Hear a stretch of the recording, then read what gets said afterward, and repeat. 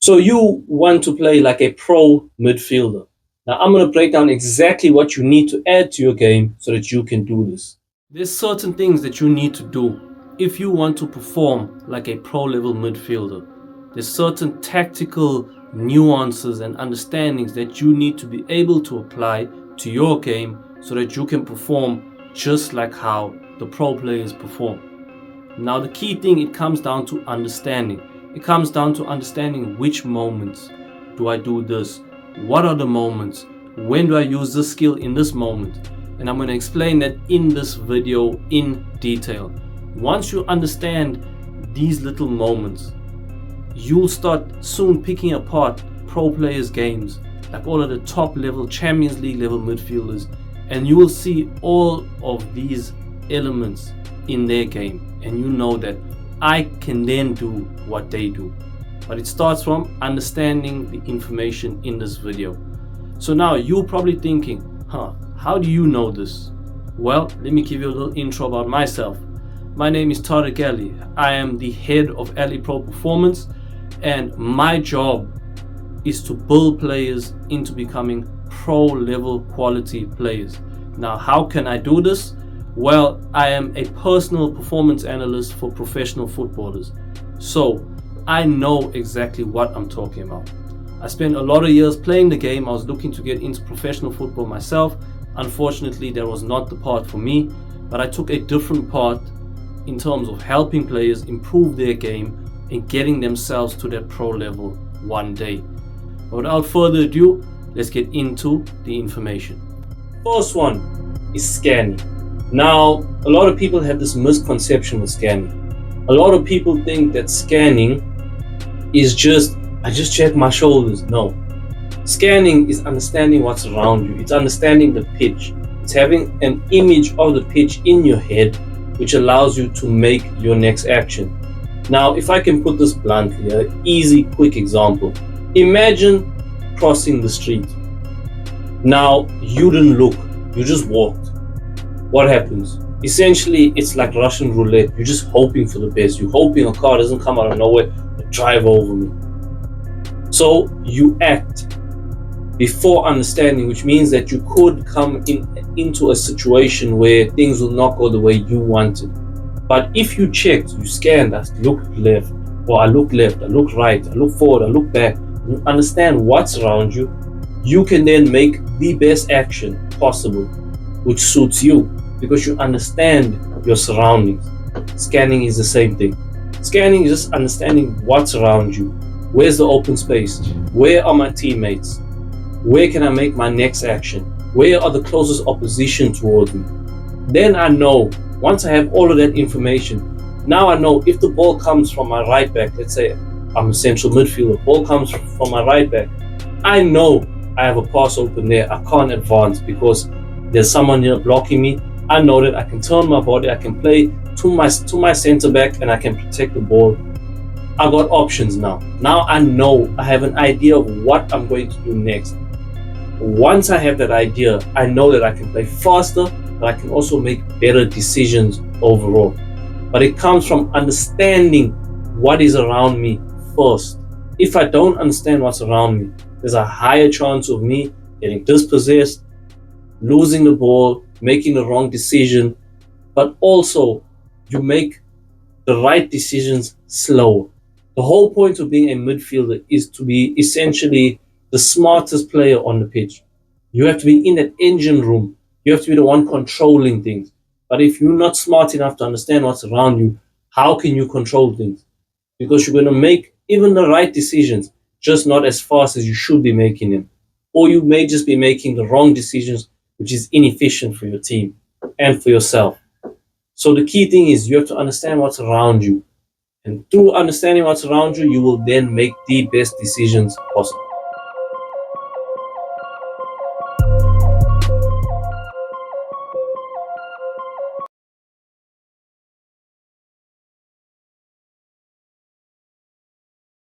All right, so after you scanning, you now have to understand the positioning to receive. Now, the key thing, if you want to advance the play, and this is an attacking principle called penetration.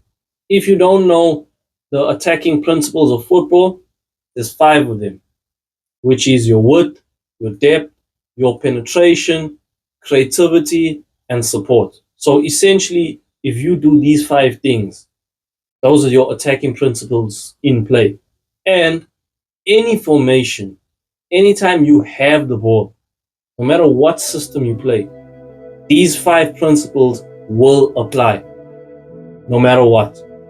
So you must understand them, and then through that you can understand your positioning to receive as a midfielder. So if you're looking to receive, ideally you're looking at either coming short to support, which means deeper, which means you're actually pulling someone out of position to open up space to be able to break lines. Break lines just means you pass through 2 players and you eliminate them from the game. So the key thing, you always want to position yourself in a way to advance the play. Like you'll see, there's an example in this video of Dalo, which I'll put up on screen now. Boom. So he positions himself in between 2 players. Unfortunately, the ball doesn't come to him, but he positions himself to break lines. Because if Maguire had passed that ball through, those 2 players are effectively out the game, like you'll see here now. As this pass comes in, he can advance, but those 2 players are now playing catch-up. Now they may recover, but in that moment, they are out the game because that pass has gone past him. It took both of them out the game. Dalo can now advance and actually creates a decent opportunity for Sesko to shoot. But the key thing is you always want to position yourself in between the lines. So always in between 2 players, because then you can, if you can receive and turn, you take those 2 players out the game.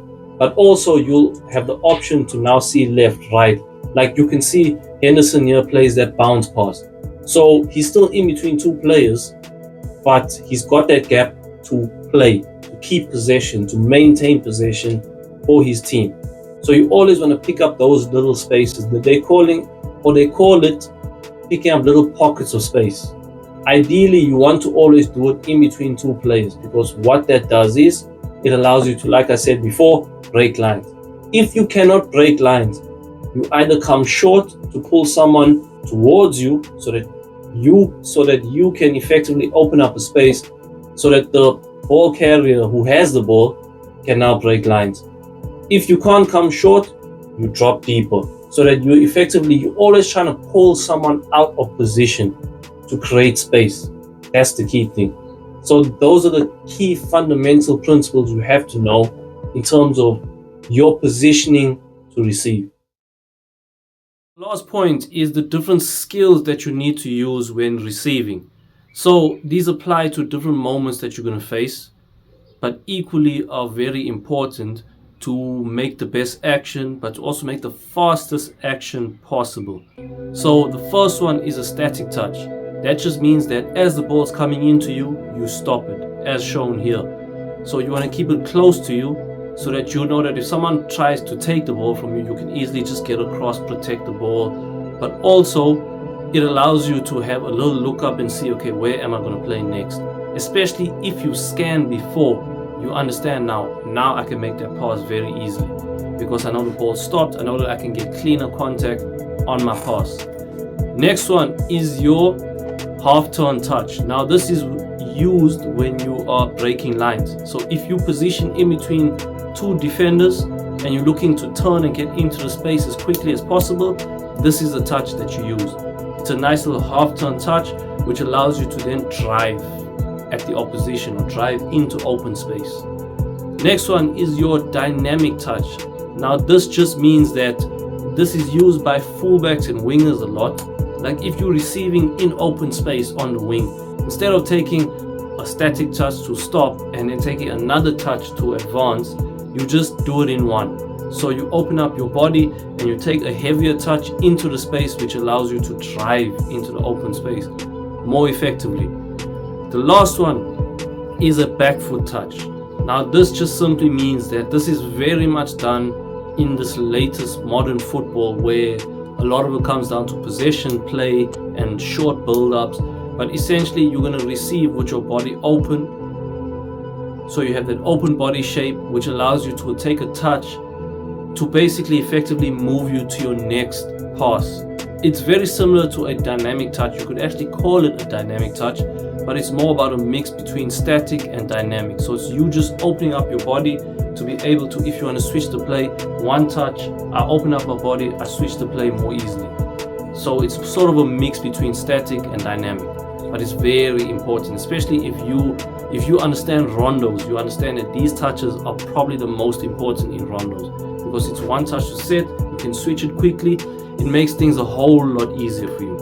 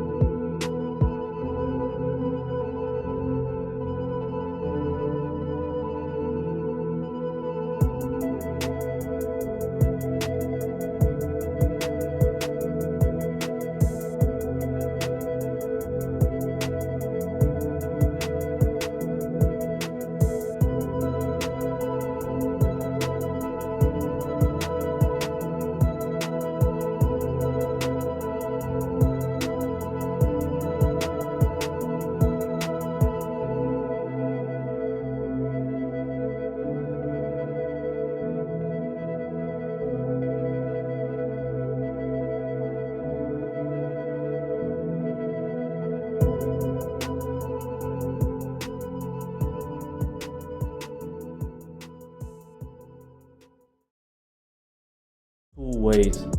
Firstly, it's about positioning yourself to receive passes, and secondly, it's about scanning. Now, firstly, if you are playing in a possession-based setup, you have to get your body shape right when you're receiving, because if you do not, you're going to close yourself off to better options. Secondly, with the scanning, if you know what's around you and you have the skills to pass and move and receive constantly, you will play quicker and you will make better decisions on the pitch at a faster pace. And that is what speed of play is all about.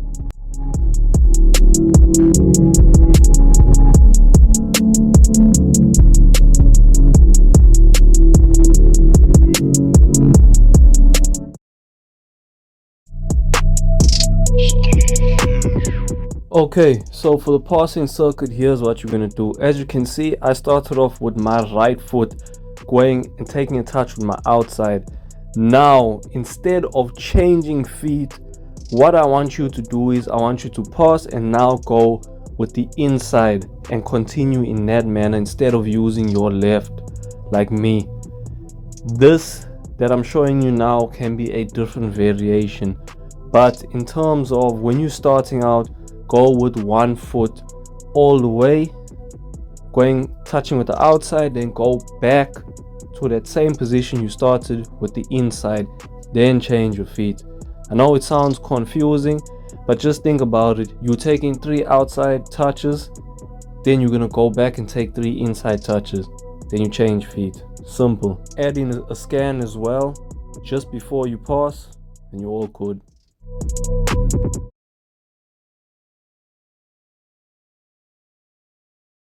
So now that you've seen all of the information, I trust that you will be able to apply this into your game.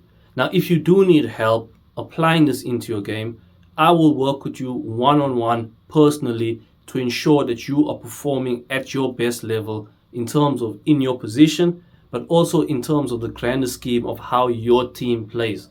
I'm already working with pro players, and I've got a youth pro as well on my books. And I've worked with a previous youth pro before. From Norway, I've got players from South Africa, I've got a current pro from Puerto Rico as well. So I've got players on my books who will also be able to help you, mentor you to understand how to perform like a pro level player. Now that is all available in the academy. Both links are down below if you want one-on-one coaching, but also if you want to join the academy where you will gain information from top level players to help you get to their level. Okay, so if you want to see more of that, the information is down below in the description. You'll be able to see everything that you need. And of course, if you have any other questions, you're welcome to just contact me on social media. I've got my WhatsApp down below. You can just send me a text.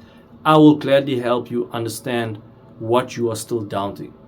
Okay, so if you've enjoyed this video, I suggest that you subscribe, because then you'll be notified when the next one drops. I'm planning to do a massive social media drop in the next few months, you can say. So you should subscribe just to get notified on exactly when the next video is going to drop, so that you know you're in the know-how and you can see that video before anyone else does. Okay, so that's it from me. If you have any questions, you can comment them down below. I will answer as soon as possible, and I will answer all of the comments that you give me, even the shitty ones. But anyway, that's it from me. I'll see you guys on the next video.